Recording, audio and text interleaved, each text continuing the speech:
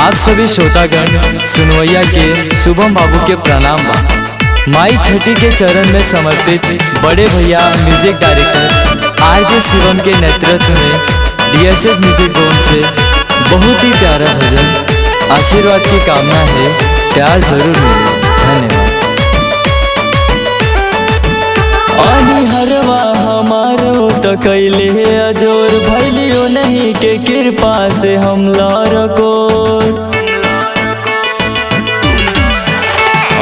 हरवा हमारो तो कैले अजोर भैलियो नहीं के कृपा से हम लारको पतवार हमारो नहीं के हाथ में ले दौरा तू माथ पे चल देवरो छठी घाट पे लेला दौरा तू माथ पे चल देवरो छठी घाट पे देवरो छठी घाट पे। प्रेम से बोला छठी मैया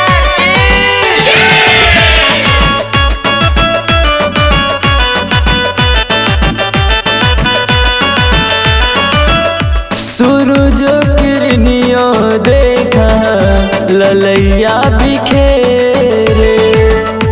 बड़ा भीड़ लागल होई गंगा जी के तीरे गंगा जी के तीरे सूरज किरनियो देखा ललैया बिखेरे बड़ा भीड़ लागल होई गंगा जी के तीरे तोहर भैया भी जाता रे साथ में ले दौरा तू माथ पे चल देवरो छठी घाट पे ले दौरा तू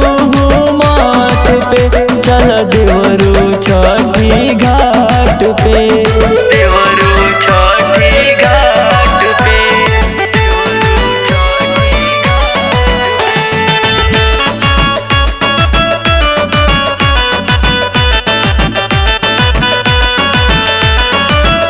शिवा देवेंद्र शिवा पेनिला पियारिया शुभम बाबू हाथे लेला दियारिया लेला दियारिया शिवा देवेंद्र शिवा पेनिला पियारिया शुभम बाबू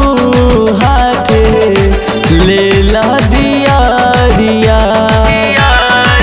कि देर काके तू जइबा करात में लेला दौरा तू माथ पे चल देवरो छठी घाट पे लेला दौरा